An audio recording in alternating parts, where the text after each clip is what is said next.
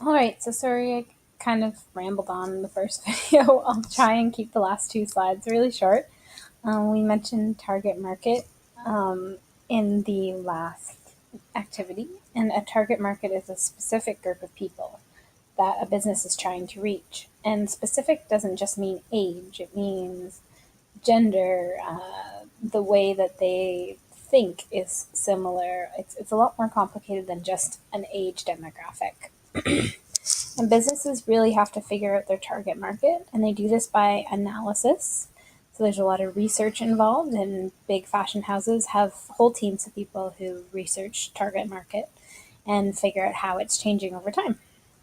Four ways that data is looked at. One is demographics. These are statistics that you would find on like a survey or a census. Simple things like age, gender, income, occupation, level of education, that kind of stuff. The other areas are a little bit more complicated. Psychographics is how people think, so what their attitudes are about certain things, what their interests are, and what opinions they have about certain beliefs and products. Geographics is where a person lives, but also takes into account like the size of the area, the population density, the climate, because people in Canada require different garments than people in Buenos Aires. So the geographics is a huge portion of that. And then the last one is behavioristics. So psychographics is the way people think. Behavioristics is the actual physical behaviors that people do. So how do people respond to a product? What features do they want? How often do they use products? So they get a good idea of how they can make their product best fit the market. There's a bunch of different types of stores that we'll talk about throughout, but I want to make sure you know these basic six. Chain stores are a group of stores that are owned and managed by a central office, and they offer lower prices than department stores. The problem with a chain store is that everyone might be wearing the same thing as you. So an example of a chain store would be Old Navy.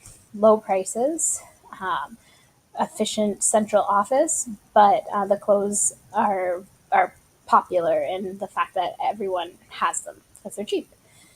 Department stores carry more than just garments. Generally, they have furniture and apparel and home furnishings, and they carry higher quality merchandise. And there's often salespeople to help you, so that level of service is higher. The problem with this is that it has higher costs. So examples of this would be like Holt Renfrew or Nordstrom. Those are examples of department stores. Specialty stores have a small variety of goods, but it's very extensive within the variety. So Aldo, like you can buy purses, jewelry, shoes at Aldo, maybe some accessories, but you can't likely buy a shirt. So they have lots and lots and lots of shoes, but they don't have other things. So that would be considered a specialty store. Discount stores are stores like Winners. They're retail stores that are kind of like department stores. They're a hybrid, but you won't see the level of service. They'll offer low prices, and they often carry things that are off season that people might not want. So Winners is a perfect example. A lot of the things that they carry are from previous seasons. Online stores, basically shopping over the internet. The cool thing about online shopping is that you can stay in the comfort of your own home. You can also save money from the retail end on like overhead. You don't have to have a store. The problem is that customers can't try on the items, so they need to return them if they don't fit properly, and they often must pay shipping. So eBay and Amazon are examples of popular online stores. The last thing is factory outlet.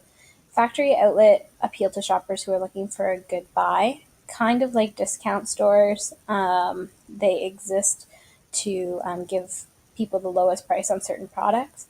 If a product wasn't super popular in the store, the factory might have lots and send it to a factory outlet.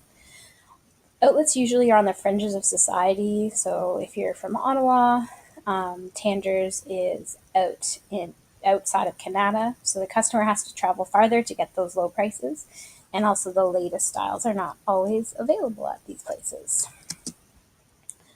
So certain shopping tips, it's really smart to not go shopping blind. You should really have a good idea of what you're looking for before you go out to shop. You should have a list of the things that you absolutely need, and then maybe a short list of the things that you would love to find. Make sure that you're not buying impulse